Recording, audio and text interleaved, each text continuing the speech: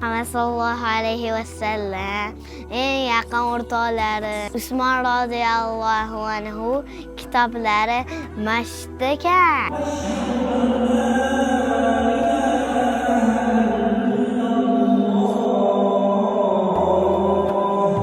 Bu joy islom sivilizatsiya markazi ochilganiga endi 3 kun bo'ldi. Kelgandan keyin kiyimlarni topshirib, gid akamiz bilan tepaga chiqib ketdik. Bu zalda buyuk bobolarimiz haqida juda zo'r ma'lumotlar bor ekan. Sivilizatsiya markazi 6 ta bo'limdan iborat. O'rta Osiyoning qadimgi odamlari hayot tarzini o'rganib chiqdik.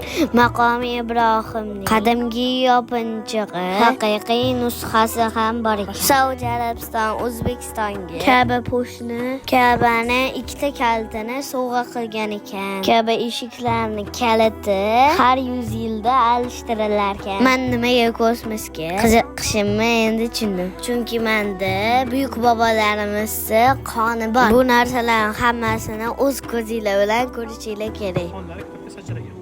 Aynan o'sha asl nusxadagi Qur'on nusxasi ushbu markaziy qismida o'rnatilgan. Kirish narxlarini opisaniyada qoldirdim. Kelishinglarni hammaga tavsiya qilaman.